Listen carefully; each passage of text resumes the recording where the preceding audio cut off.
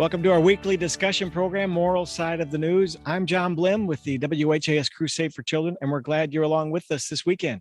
With me, as always, is a distinguished panel again this week. Dr. Marian Taylor, South Frankfort Presbyterian Church, Rabbi Gaylia Rooks, the Temple, Reverend David Harkleroad, South Point Church, New Albany, and Father Tony Smith, Archdiocese of Louisville. Welcome to you, panel. We're feeling winter freeze right now, but my mind goes to the homeless living out in the elements. There's some news on helping the homeless this week. Louisville officials have selected a local nonprofit to operate a, quote, safe outdoor space, unquote, for homeless, houseless residents, expected to open by March 1st. Located on East College Street, it will be named the Hope Village and will be outfitted with insulated tents housing up to 50 people. The Hope Bus nonprofit received a $1 million contract to operate this space for 1 year. So now turning to our panel, Moral Side of the News, let's get your thoughts on this effort. Well, I watched the video of the press conference and did some of the reading about this, and I have a hopeful feeling. I admire that these are leaders who have already built some relationships and some trust. That they're going to need that, to move forward. What struck me was one sentence, and I think it was Ms. Bussey who said it, that they haven't done this before. So there's also a sense in which they're novices and are going to need a lot of support. So I think what I want to say is a kind of an appeal to the community. If you know something that they need to know, please pass it on to them. I will say that in my first 2 years as a pastor, I can say with absolute certainty that I could not possibly have succeeded if people didn't tell me what I needed to know. And so I want to put out that appeal. Let's not wait and see if this experiment fails. Let's help it to succeed. We need this to succeed. We certainly would agree totally with what you're saying. We all can learn from, since we're there to serve the people can instruct us on how to do that service. My comment too, first off, on East College Street there, that's the old Catholic Chancery property. There is a building there, a 3-story building, which I don't know if they're going to be reconstructing that or not. Renovate. See, when you get old, you can't remember names and numbers but anyway, so the building's there, but it will take a lot of renovation. I would just say, in regards to your comment, Marian, about letting people know, in Hardin County, when I was out there decades ago, almost 40 years ago, the traditions got together, moral traditions got together, and we set up a hostel we called it Hub City because of all the interstates going around Elizabethtown, Kentucky. And it took us a while to get it organized, but we had a building set up, divided men and women, had showers, and even had people coming in and doing clerical work for them, even had medical people coming in once a week to check on them and all that. That took a lot of work. And so it can be done, yes. I was surprised that Louisville does not have something of that nature already. But so it can be done, number one. And I concur with you. Anyone who has had any influence at all or any association with such groupings should donate their gifts and talents and their thoughts to these people and wish them well, for sure. Well, we sort of did. I mean, gosh, it must be 30 years ago now. Tipper Gore came to Louisville to learn from us because we were one of the shining cities in the country in terms of caring for the homeless and having a bed for every person who was houseless, whether it's men, women, families, children.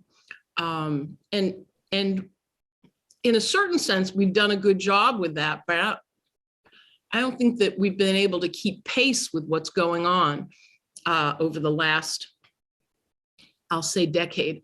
I think that one of the things that really needs to be recognized is that not all, certainly, but a large number of homeless people have mental health issues.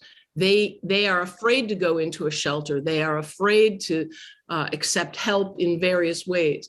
And what they're hoping with Hope, the new city, the new tent city, is that because they're tents and not permanent structures and you come and go as you please, that maybe that will mitigate some of the paranoia and, it's just, I remember when I first heard about this and they were talking about March, and I'm like, oh, just in time for the cold winter to be over. So the timing leaves a bit to be desired, but it's a huge undertaking. And is it the Hope bus that's been going around? I mean, I have tremendous faith in these people. Their hearts are certainly in the right places. And with some financial backing now that they will have, I wish them every success and look forward to pitching in whatever way I can. And I bet fundraising would be a good thing. Yeah, I'm also really excited and optimistic about this. There's a couple reasons. One, they said that this is part of a larger transitional plan.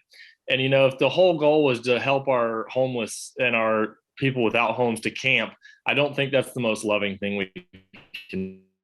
You have to have a starting point. And I think to folks who would say that this is enabling, I would encourage them. In a city the size of Louisville, we're never going to stop people from ending up on the street. Mental health is a part of this. People get established and sometimes, once again, end up on the street. So I don't think we can stop anyone from ever ending up on the street. But if we have a great established process, a transitional process, and a starting point like this, a lot could be accomplished. So I'm actually really encouraged about it. I'd been talking to a friend, Nathan Ivey, who runs Seed to Oaks, about this a couple of years ago, that we need some sort of permanent camping site for our homeless where we can be in touch with them as a community and serve them. I think we have a lot of opportunities with that as well. Possible pickup points for people who need to hire a worker for the day, possible drop-off point for stores and bakeries that have extra food. So I think there's a lot of logistical pieces, but I think that the city could really come around this. So I'm excited about it. I hope that it will take off. I agree. I would encourage, just kind of speaking to our listeners, if you would lean toward thinking this is enabling homelessness, I would encourage you to press in and help be part of the process to make this remain a transitional piece, because there will always be people ending up on the street, and we want to have a place for them to start this process together. And that's one of the things that Volunteers of America has been so fabulous about. And people complain, well, how many families did you or people did you actually move into permanent housing and this and that? And whatever the number is, it's not nearly enough. But whatever the number is, every single family, it changes the world for them, changes their lives. So I do hope that they'll be partnering with other, I'm sure they will, whether it's through the coalition or, just individually with different organizations that we already have in town, like the Volunteers of America and other organizations. Some of them are like St. John's Center it's warehousing. I mean, but it needs to be done. People say, oh, you're putting a Band-Aid on well, first stop the bleeding, and then, and work. So I think it's not either or, it's both and.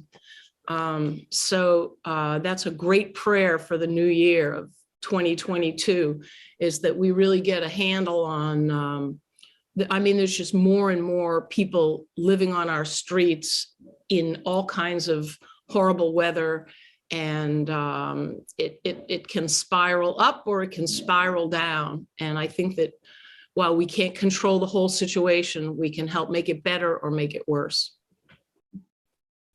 Very good panel. Off to a good start on our program, Moral Side of the News, and thanks for being alongside. Our second topic, it's been 5 weeks since the devastating tornadoes plowed through Western Kentucky, and recovery continues. Children return to classes this week in Dawson Springs. First Lady Jill Biden saw the devastation firsthand with the visit, and $41 million has been collected by the Team Kentucky Fund to aid people affected by those tornadoes, says Governor Andy Beshear. So now to our panel. It's hard to imagine life ever being normal after an event like that and the pictures and video you've seen. Yeah, that's a fact. And as I was reading about the independent school system in Dawson Springs and the challenges that they face just to start up again, it's really a lot harder to be a pastor of a congregation now during the pandemic, and I was feeling a little sorry for myself. But after reading that, holy cow, they had to contact every single family to figure out who was going to still be in the district. They had to think about bus routes. So many people not even in the same physical location they were before. Everything's got to be rethought and rebuilt from scratch in order to get going again. So I just pray for the people who are living with that kind of disruption of all their normal routines to rethink everything in order to serve this community and especially the children.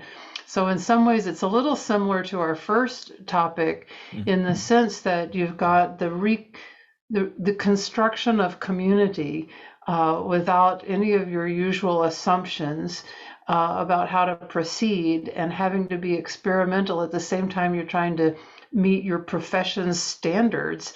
I'm glad we've got, I hope that the Frankfort leaders are going to be really open to what they need and flexible to what they need, because we can't just act like everything's routine in a situation like this. My mind said this is it's a good takeoff point. We folks who are in the pulpits and this whatever leadership positions of religious traditions, we speak a lot, we talk a lot about the values of community, as we would say in our tradition, the body of Christ type thing. But now here's something: when it happens of this nature, it's time to put the words into action. And I'm glad to see that there's always a number of individuals out there, good folks who maybe disagree politically, disagree with this, that, and the other. But when something of this nature happens, when such tragedies, they form together and they do show that we are still one community of faith in the sense of being children of the divine, and we help take care of one another.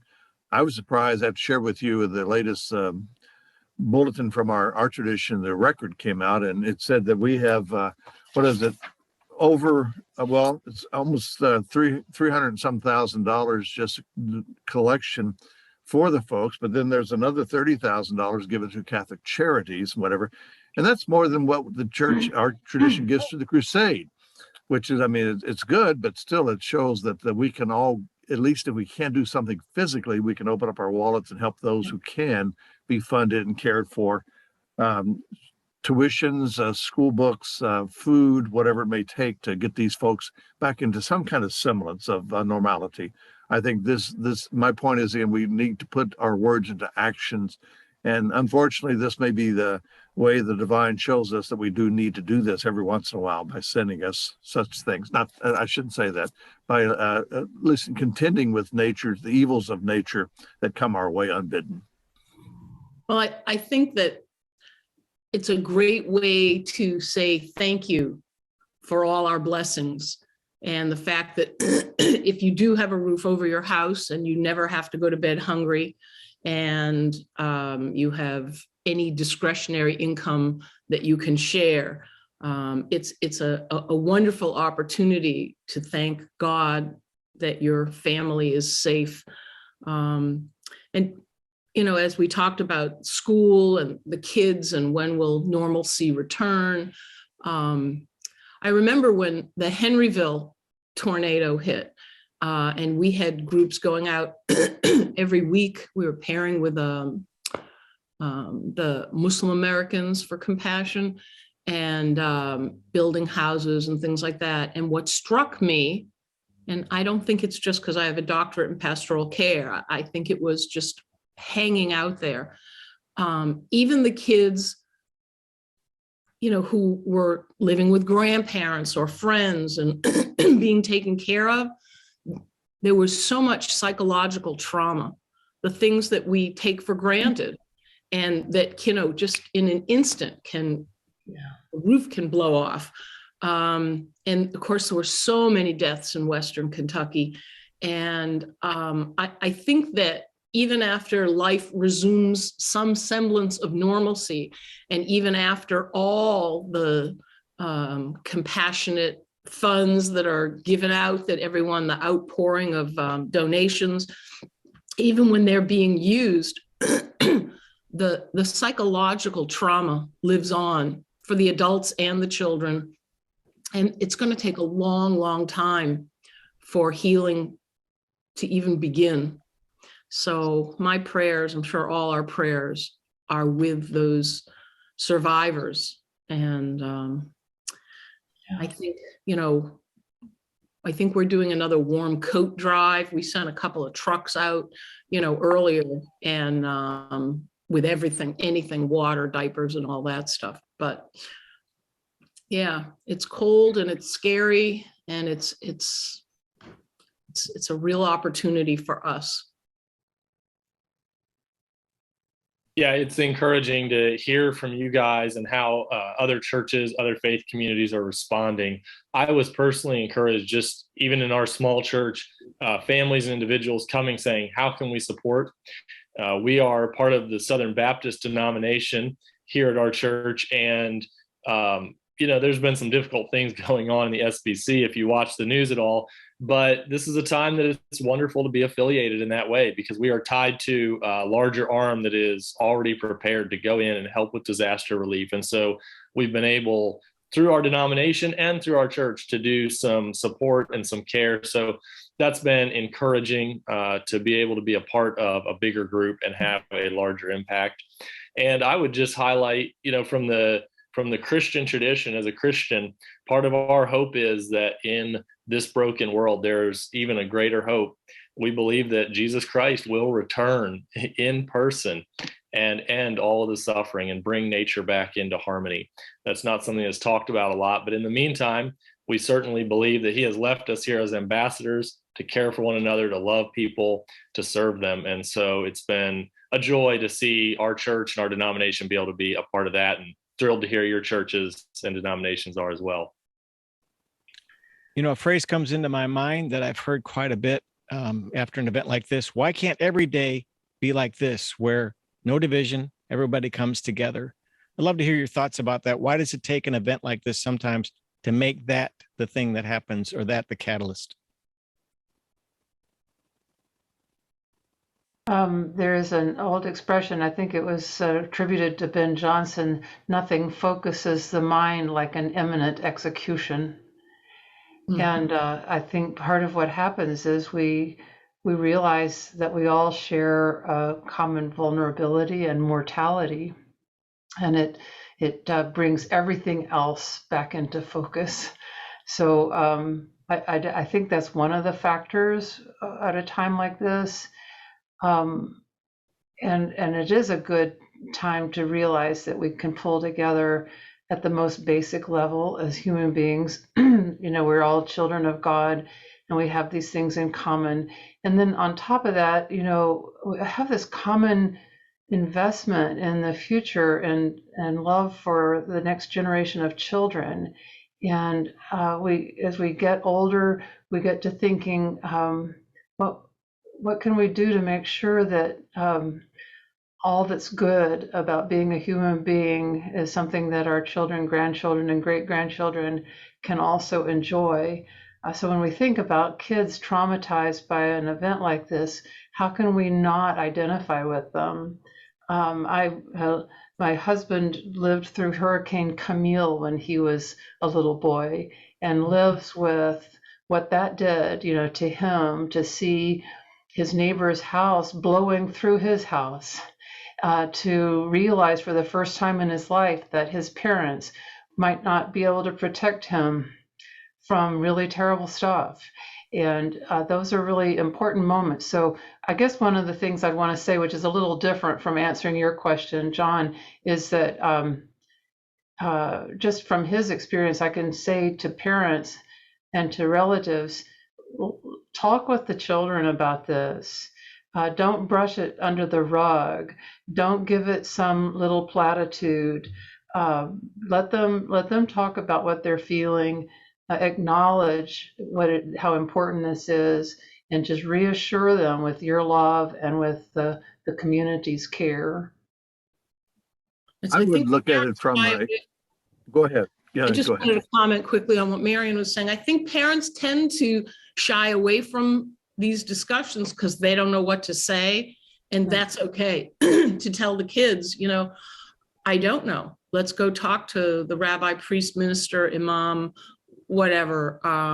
Or I just wanted to underscore what you were saying, that brushing it under the carpet is definitely not a healthy response. Go ahead, Tony, I'm sorry. No, that's okay. Good point. I'm to key in on that. I think after some thought on this as well, that deep down inside, there is an elementary feeling of selfishness in the human body, human person. You know, it's me. And sometimes I think a lot of time, in fact, I think most of the evil that comes about in this world comes from that selfishness stuff. And I think an incident of this nature kind of goes through the fluff of that selfishness and shows we come to the realization we cannot be by ourselves. The self is not sufficient. We need other besides ourself. And from a theological perspective, we say the divine other. But I think it causes us to come to that brick wall of threshold that it's not us. I mean, I can't be an idol unto myself. I need someone else to help, etc. And when a natural evil of this nature takes place, or even sometimes the evils of humanity, I think it shatters that cloak of selfishness and causes us to really get to the very kernel of who we are. And hopefully there's where one of the turning points of salvation may occur in our lives. So matters of faith. Yeah, I think additionally, one of the factors is it just gets more press. I'll go back to my congregation again. I've just been thrilled to watch. My congregation has regularly been supporting a gentleman that was homeless, giving him rides, caring for him. We're regularly putting aside and giving toward these kind of ministries. And I just see it every day as a pastor. I get to be at the front lines of seeing people being selfless and caring for others with their time and their finances. And so I think a piece of it is just when something big happens like this, it gets the press and we see everybody rallying. But there are a lot of people out there serving the community, serving other people day in and day out. And, the press, as you guys know, is so quick to focus on negative. It sells, but there is a lot of constant care going on in our community. I'm sometimes overwhelmed by how much is happening that's positive. So I think, yes, sometimes we're shaken awake by these events, but also it shines a spotlight on those folks that are already really out there serving. I'm so glad you said that, David. It's really my experience too that there is a goodness and a self-care, a mutual care element to just daily life in the communities where we live and serve that is inspiring and that doesn't get this kind of press very often. Very good panel. We have about 4 minutes left in our program, and it's 2022. It's our first time together. So I have a question. Did you make any New Year's resolutions? And if so, have you already stumbled and broken a few? Or you say there's always next year, or you don't make them at all and just keep plowing ahead? Let's hear your thoughts about 2022 and New Year's resolutions. Who'd like to start that nugget? Well, being probably the oldest one here, let me start and say that given my age and all that, and I'm in my third retirement, as I keep saying, it's incumbent upon me, as I share with other people, to begin to divest, as it were. I have so much stuff. And after about 30, I was in a religious community initially where we took a vow of obedience and a vow of poverty, which meant we had no ownership. And now I'm looking at all the stuff I, quote, own, and I need to divest myself of this because I don't need it. And, I have books, and I used to buy books and say, well, I'll read these when I retire. Well, but again, that's my major issue, is just given my age and retirement status, I need to get rid of a lot of stuff. And where can I send the books? Where can I do this, that, and the other? And just also downsize in my own life as well, activities and possessions, just my stuff. I need to get rid of my stuff. So the obvious question is, Tony, how do people contact you to get your stuff? Viewers and listeners may want to know. I'm kidding. I was just thinking we should have an auction, online auction, and trade stuff and everything, and all the money would go to the Kentucky Tornado That's an idea. I would say contact John Blim and at WHAS. Right.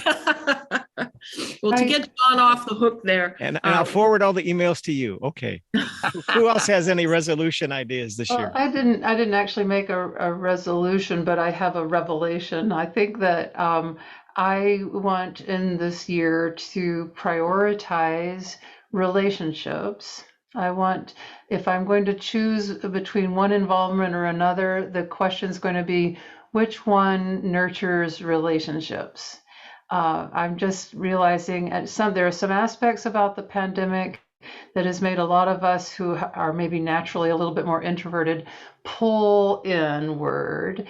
But I do not believe that's what's good for us. I love in one of the 2 creation stories in the book of Genesis, where God said, "It is not good that the man is alone." It is not good that we are alone. We need to seek each other out, and that's my revelation for the year. Well, I'll just share quickly that the Jewish New Year was 3 months earlier, and that happens surprisingly every year.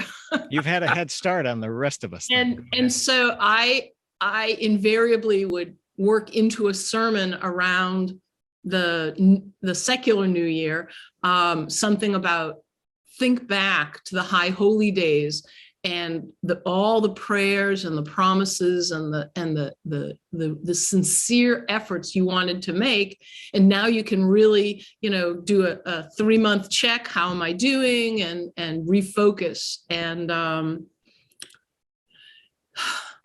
it isn't easy. I think it was Trevor Noah, said the pandemic has taught him that New Year's resolutions need to really be accomplishable. So he's going to try to gain 10 pounds and he's going to not go to the gym and, all the things that the pandemic has brought. David, I'll let you have the last word. We've got about 1.5 minutes left. Go ahead. Oh, thank you. One of my goals this year is just focusing on my faith more. We're talking about all going on with the pandemic and in the world around us. And even as a young man, realizing the world is so fleeting, it's so temporal. And so trying to just really focus in on my faith this year and trying to serve my congregation and my family in that as well, just help them narrow in on that same focus. All right, another edition of Moral Side of the News is in the books for the new year 2022. Thanks to Marian Taylor, Gaylia Rooks, David Harkleroad, and Father Tony Smith. You can catch this program again anytime. Just go to YouTube and search for Moral Side of the News. Until next time, we'll have another great discussion. Thank you, panel, and we'll see you next time on Moral Side of the News. So long. The 69th annual WHAS Crusade for Children is set for June 4th and 5th in 2022, but you can get involved now. Just go to whascrusade.org and see all the ways you can make a donation to the Crusade for Children and make a secure donation online.